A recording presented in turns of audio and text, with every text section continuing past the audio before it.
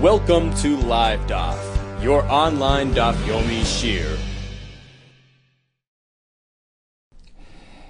Shalom Aleichem, welcome back to today's Daf Yomi, which is CHAGGIGA Daf Chaf. We are holding on your Testament base, 2 lines from the bottom. Amar of Mari. We're going back to our Mishnah now. Well, we had those ma'alos, those chumros to Rabbanon. We had a list of levels, starting from chulin, going all the way up the ladder, maser sheni, truma, karbonos, which we call kachim, over to chatas, which occupies the top of the pyramid. Chatas is a reference to the Ephar Paraduma, the Mei Chatas, the Mei Paraduma. And basically, the higher you go, the more Kaddish you are, the more Shmira you need, the more threatened you are.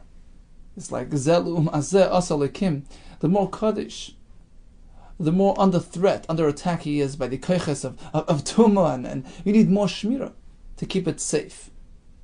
Chacham determined that each level gets its own unique set of laws. So the higher you are, the more delicate, the more sensitive it is, and requires more Shemira. Says Rav Mari, Shema Mina, we can learn from our Mishnah an interesting concept. Chulin shenasu al taras hakodesh kekodesh damu. Although it's chulin, it's not maser sheni, not truma, but it was looked after. Its owner looked after it as though he treated it as though it was a korban. It gets a din of kodesh. Let's go down to Rashi, 3 lines from the bottom. Shenas al taras hakodesh adam haragel lechal kachim. This fellow is accustomed to eating karbanis. He's a kohen or he's a Yisrael who happens to get a lot of karbanis. He accepts upon himself, it's like a personal commitment, that he will treat his regular food as though it is kachim. For instance, an afkamina would be regarding being careful from a shlishi, right? A chulin item never becomes shlishi letumah.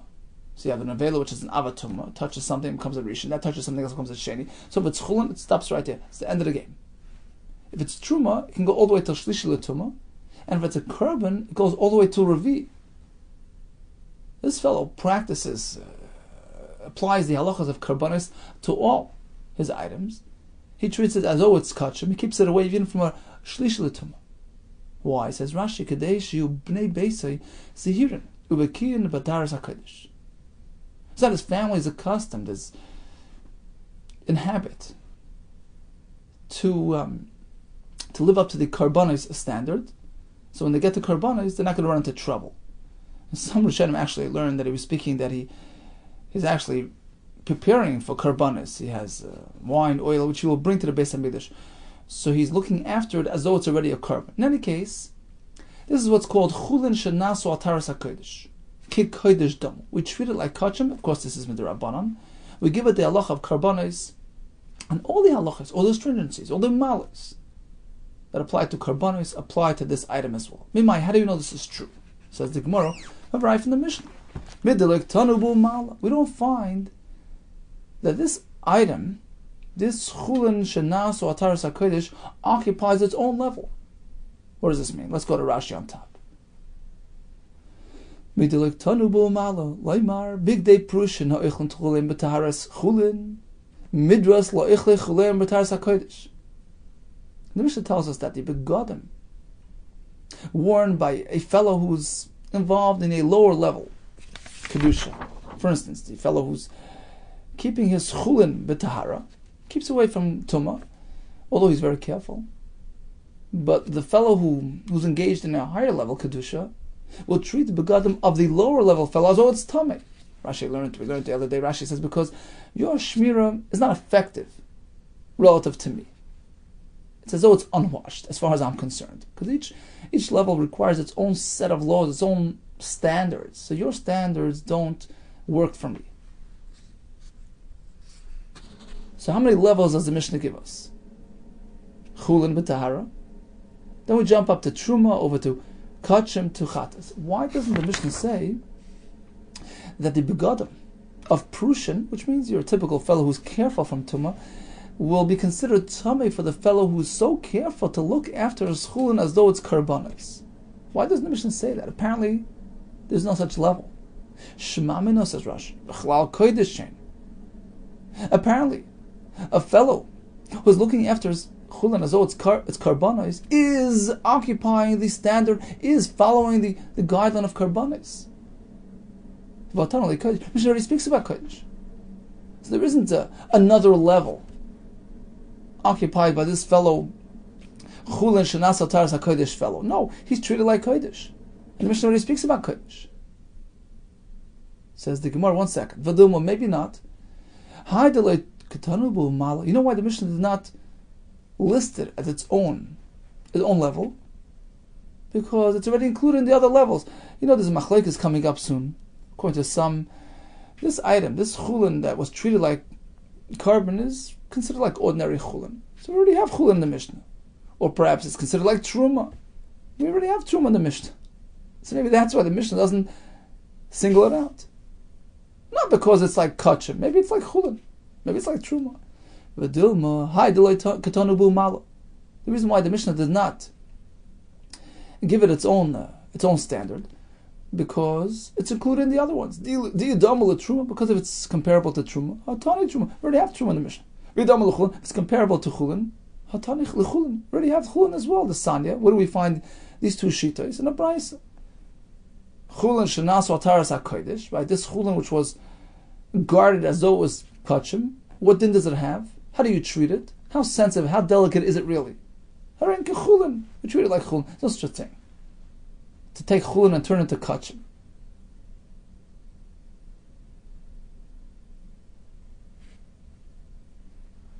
Rashi in chulin says, batla dati. This fellow's mindset is bottled, it's nullified. It's not the way you deal with chulin. You can't turn it into kachim. Even the Rabbanim, we don't give it higher standards. Rabbi Truma, we treat it like truma. So that's why the Mishnah didn't mention this thing, because it's already chulin or truma. El Mesefa. The rise from the end of the Mishnah, Yossi ben Yezer hayichasach b'kahuna. So he was a kohen and very meticulous. He used to look after his food items and treat it b'kedusha. And still his mitpachas, his scarf, his clothing were considered tamei relative to karbanis, because he kept a truma standard, not a karbanis standard. Furthermore, Yochanan and Gudgada, he was either a Yisrael or a Levi. Everything he ate was so carefully guarded as though it was karbanis. Oh, so he kept to higher standards. And what does the Mishnah say? His mitpachas was considered tamei relative to the paraduma.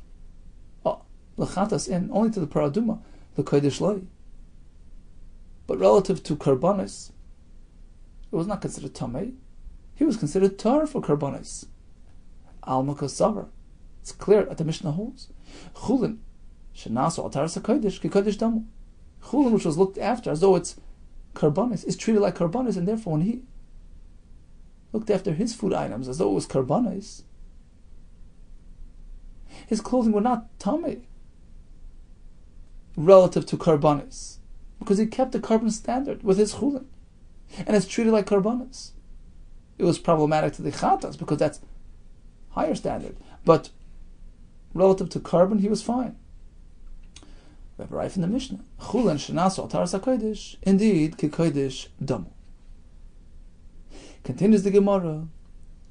So we learn that karbanos, truma, all these things need to be watched. Even chulin, if you want to make sure that it's really tar, you have to look after it. Shmira is required. If you have hesach hadas, you divert your mind, you're not mindful of what's going on, then you cannot be sure that it's tar.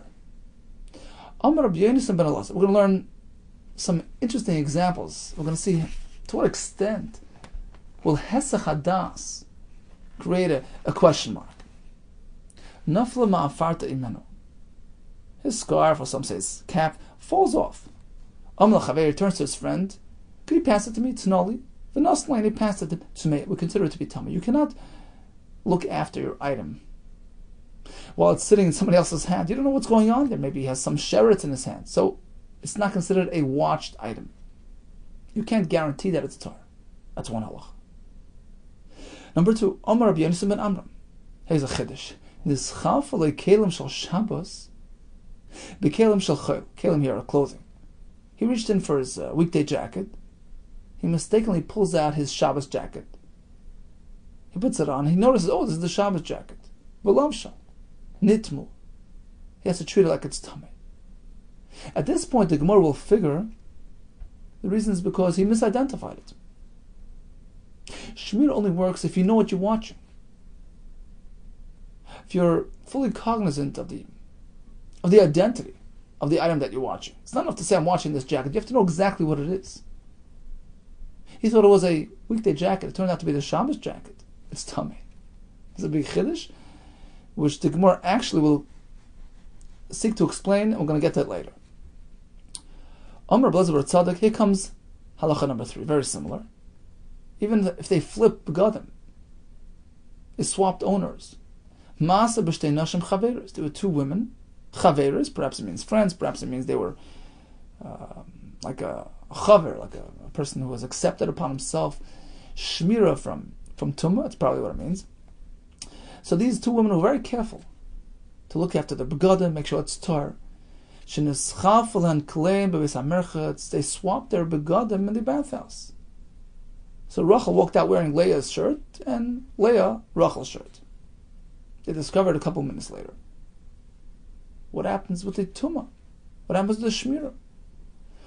So sure, they were looking after their beged, but it turns out that it was the wrong owner. It belonged to their friend. Uba Ma'asaf Rabbi Akiva, the halacha was presented to Rabbi Akiva v'timah, he considered it to be tummy. Here's a bigger chiddush, because she's looking after this shirt. It's not a question of Shabbos or week. It's this shirt, but the wrong owner. Shmira is ineffective. So we have 3 halachas. Pass me the ma'afiras, it's tummy. I pulled out the jacket thinking it's a Shabbos jacket, thinking it's a weekday jacket, ended up being a Shabbos jacket. No shmira. Turned out to be the wrong owner. Shmira is off. How can you say that? If that's the case, if you misidentify the item, shmira gets suspended. He puts his hand to a basket to pull out a wheat bread. He pulls out barley bread. You're going to tell me that's tummy? He wanted a loaf of bread. He pulled out the wrong one. Who cares? Is that so? You have a brisa which clearly says it's okay. He's looking after a barrel, thinking that it's filled with wine. And it turns out that's filled with oil tahira. It remains tahir. You don't consider it to be tameh. Evidently, misidentifying the item doesn't render the shmira ineffective. That's a kasha on you. Responds the Gemara. Now, according to you, let's proceed to the next part of the brisa, which says, he misidentified the content of the barrel. He thought it was wine, not being oil. It's not going to be matami, but you can't eat it. Amai, why can't you eat it? Is it considered guarded or not? How do you explain that it should be disqualified? But it's not tummy. Answers the Gemara, very pashut. There is such a concept of watching it halfway. Watching it from something that could be matami. Remember, the lashon matami is different than lashon paisel. Matami means that it acquired a tumah which is so severe that allows it to be transferred to the next item as well. Paisel means it ends right there. So let's say you have teruma. Teruma touched a rishon l'tumah. The truma becomes a sheni l'tumah, which means it's tameh because it could pass it on to the next item that it touches, makes that a shlishi. So lashon tumah means it took it and will pass it on. Psul is the last stop on the train. So that shlishi is disqualified. It may not be eaten, but the tumah is sort of already watered down. It can't be passed to the next item. So that's the case here. Amar b'yirmiyah. He says, look, I was carrying this barrel. I looked after it, made sure that there was no sherets in the area. There was nothing I was going to betame it. That's all I was careful from, but I wasn't careful. I wasn't making sure that something which is going to be paisalit, to keep it away from something which will be paisalit. So that explains the halacha here. Why is the barrel asal achila but still not tummy? Because he knows that it didn't become tummy, but he doesn't know that it wasn't pasul. On that, the Gemara is going to ask. So we didn't get back to the misidentifying halacha. That's a side point which we're going to get back to soon. But first, let's try to figure out the brisa. Brisa indicated that wine that turned out to be oil is okay, but you still can't eat it. How could it be asal achila but still not tummy? Teretz is because it was a partial shmira. Umi ikon and terusala paga. Is there something as a partial shmira? Yeah, yes, vatanya. But brisa, which presents a similar case. Hashid yada besala. He put his hand into a basket. Vasal seifa, the basket's on his shoulder. V'magrefa b'tzei chasal, there's a rake in the basket. V'yabli b'al sal. He was paying attention to the basket, looking after it, protecting it from tumah. He wasn't looking after the rake. So what's halacha? Hasal tar, the basket remains tar because it was protected. V'magrefa tmei, but the rake is tummy. How does this work? Hasal tar, how could the basket remain tar if the rake is tummy? To tummy hamagrefa l'sal, why doesn't the rake make the basket tummy? En kli metame kli. Typically a kli, unless it's an avatuma, typically a kli, if it's a rishon or lower, cannot affect another kli. So the sal remains tar. Okay, but the fruit inside the basket, the figs that are in there, they touch the rake, which is presumed to be tummy. What doesn't the rake affect the content of the sal? Amaravina, here comes the punchline. This is what we were looking for. There's something called partial shmira. Boimer, this fellow claims that shemartiv midavar shemetamai, v'lo midavar poislei. I was looking after the rake somewhat, making sure that it's not going to touch something that could make it tummy to the point that it could transfer that tumah over to the figs in the basket. That I know didn't happen. But I was not looking after it to the point that it shouldn't touch a more lenient form of tumah which will make it pasul. So the basket is completely protected.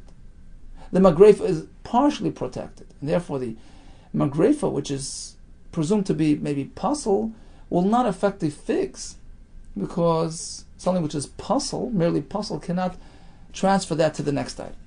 Okay, so we've elaborated on this brisa. We understand the halacha in the brisa. There's something called partial shmira. So we suspect that it became tummy, but not that it became that it became pasul, but not to the extent that it became tummy. Okay. But bottom line is, the brisa did tell us that even if he misidentified the content of that barrel, he was being mishamer the chavis, thinking that it was wine, it turned out to be oil. That's okay. And that's a kasha. Ta'o halachis. He took a jacket, thinking that it's a weekday jacket, turned out to be Shabbos. The two women swapped their clothing. That affects the shmira? Why? Mikam kasha. This is a kasha. Ta'o halachis. Apparently, misidentification doesn't affect your shmira. I'm guarding this item. Who cares whether it's Shabbos clothing, weekday clothing, it's Rachel's jacket, it's Leah's jacket. I was looking after this item and protecting it from tumah. It's like the wine and the oil. V'oid another kash. Moisef Rabba Baravo. The brisa, which has a story. Maaseh v'isha achas shabos lefnei Rabbi Shmuel. She presented a story to Rabbi Shmuel. V'amar she tells him, Rabbi beged araktiv b'tahara. You know, this garment here, I looked after it. I wove it b'tahara. I know that it's tahar, but I wasn't really mindful. I wasn't really paying attention. So in my mind, I know that it's tahar. Not because I focused, not because I was paying attention. My lave wasn't there. Rabbi Shmuel started questioning her. What exactly happened? Who was your company? So through this investigation, Rabbi Shmuel started asking her questions. She started telling him, yeah, Rabbi, actually, Nida Mashchemi Bechevel, there was a Nida. who kept me company. She pulled the rope, and perhaps she made a tummy. Amr v'Shmuel, Kama Gedolim Divrei Chacham. Look how great and deep. Look how much foresight the Chachamim had. Shehayu Imrim, they used to say, Beliboy l'shemrei tahar. If you focus, if you're mindful, it's considered guarded. Ein beliboy l'shemrei tami. But otherwise, yeah, you know, you're aware, but if you're not focusing, it doesn't work. Learns Rashi. The kash is, you see, all you need is lave. You put your mind, your heart to it, that's enough. It's irrelevant of whether it turns out to be wine or oil or Shabbos or weekday or Rachel. If you're focusing on this item, that's enough. That's all you need. That is sufficient for it to be considered Shamar and Tar. Shuv Masa. There's another incident. She came to Bishmal. Amalai Rebbe. Ma pasu, this tablecloth. Araktia b'tahara. I produced it b'tahara. It's fine. But I'll tell you the truth. I didn't apply my heart to it. I wasn't really fully focused on it. But I know it's tar. Once again, through Rabbi Shmuel's questioning, it turns out like this. Amrullah tells him, Rabbi Nimar Nifsikali. You should know that before I started weaving this mappa, one of the threads snapped. And I tied it, I used my mouth. And she was a nida, this woman. So what's the problem? A thread on its own doesn't become tummy. If it's pre-weave, it wasn't yet produced into a baguette. But there's a chashash that it was still moist as it was being woven. Once it got to the point that it's a shear, a baguette, it's boys by three, it's boys, the thread was still wet, it still had the saliva of the nida, in which case it will make a tummy.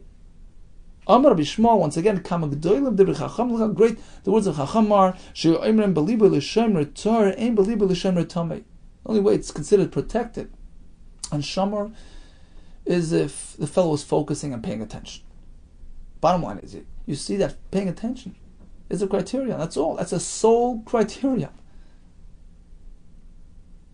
It could be Rachel's shirt, Leah's shirt, Shabbos clothing, weekday clothing. So let's try to analyze. Let's go back and analyze the three halachas that we learned in light of this bris. So we had three cases. His hat falls off. His friend passes it over to him. It doesn't work. It's not considered shomer. He swapped the Shabbos to the weekday. It's not shomer. The two women swapped their clothing. It's not shomer. Let's go down the line, one at a time. Bishloim l'Elezer Tzadik. I understand the third case of the Shtei Nashim who switched their clothing to Beis HaMerches. I understand why that's considered unguarded and unwatched. You know why? Each one of these women thinks to herself, Chaverti Eishes HaMa'aretz. The other woman perhaps is a wife of an HaMa'aretz who's not concerned with her begadim becoming tamei. HaMa'aretz were not too meticulous with these halachas, not concerned with shmira. Therefore, she diverts her mind. She no longer pays attention. It turns out that she's walking around with Leah's shirt. She's thinking, well, Leah probably doesn't care that it's tamei, and she's not going to pay attention to look after that shirt, so it's considered unwatched. Leah, on her side of the story, is doing the same thing. She discovers she's wearing Rachel's shirt. Oh, Rachel probably doesn't care. At that moment, she stops looking after it. It's considered unwatched. Hesach Hadas makes it like it's tamei. That halacha we understand. What about the other halacha of Shabbos and weekday clothing? Rabbi Yehuda and Amram Nami. That can be explained as well. It's lacking in shmira. You know why? Kiven the kelim the Shabbos avod lehu shimur tfei. Typically, Shabbos clothing, which are more valuable, are guarded better. He only has one set of Shabbos. He really makes sure that it's tar. It turns out that he thought it was a weekday jacket. So he downgraded the level of shmira. Right? He's accustomed to watching his Shabbos jacket really 100%, 110%. He reached in for his weekday jacket. Pulled out a jacket thinking that it's a weekday jacket. So weekday jackets, you only watch 80% because he has a couple of them. They're not so chashiv, not so valuable.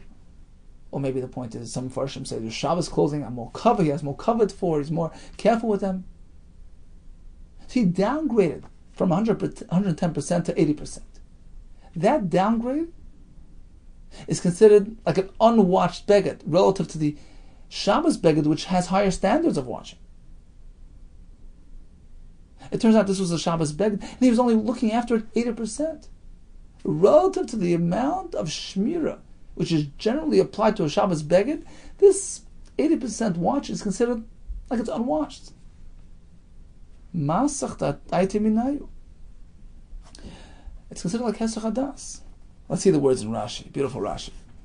2 lines from the bottom.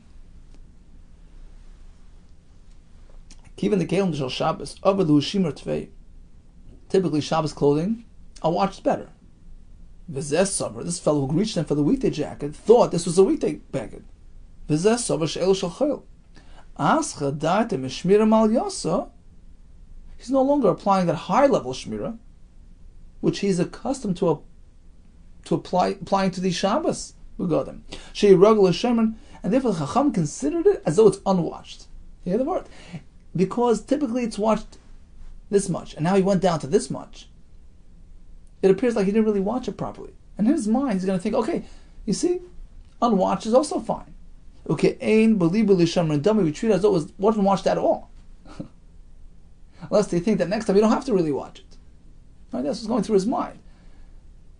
Look, I was only watching it somewhat. Oh, this was the Shabbos beged, which needed more, which is typically watched better, and I didn't. Oh, so apparently watching is not so crucial. So we treat it like it's unwatched. So that halacha is understood. Okay, 2 out of 3. What about the third halacha? Says the Gemara 2 lines from the bottom. El Rabbi Yehuda ben Elazar.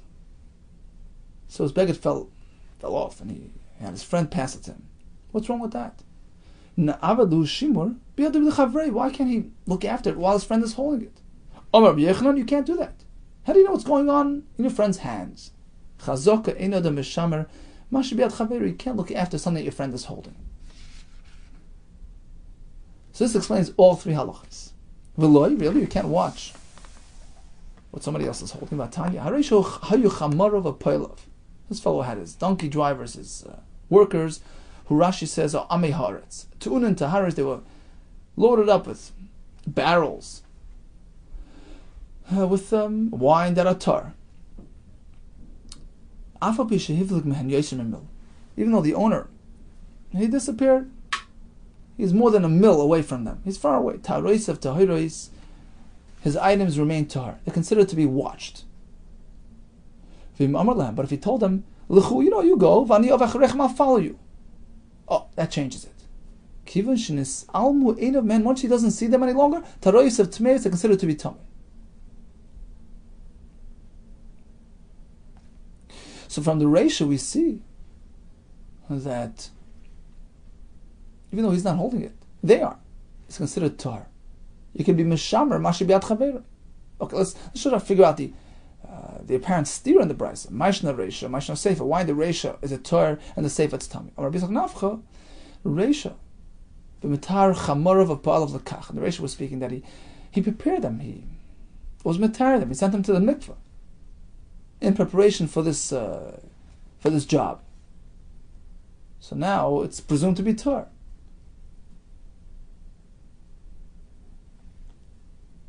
So typically you can't watch something that's in your friend's possession. But here, they were tar. Yachi Sefer Nami. Okay, so if they were tar, then why is the Sefer any different?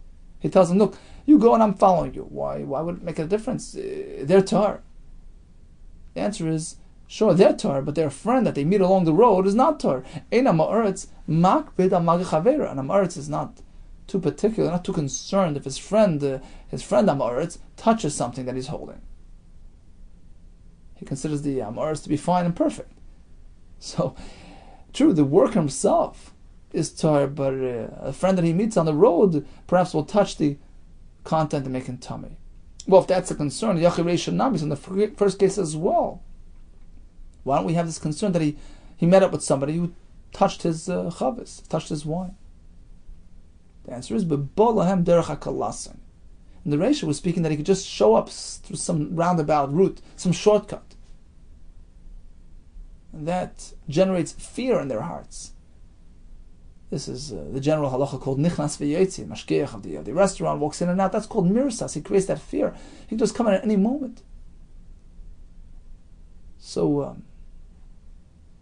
that pachad protects what they're holding. So in the next case as well, they know that he's following them. Oh, even the Amr, it depends how he sent them off. Once he told them, L'chu, you go. I'll follow you. By saying that, he indicated, look, that you go and I'm going to be following you a bit later. Mismach samcha datayr, they're samech, they're reliant on the fact that, look, he's still a couple of minutes away, he's going to come later. At this point, we're free to do what we need. And the pachad dissipates. They're no longer under his jurisdiction. And therefore, we're concerned that perhaps they came into contact with another Amoritz who made the wine tummy.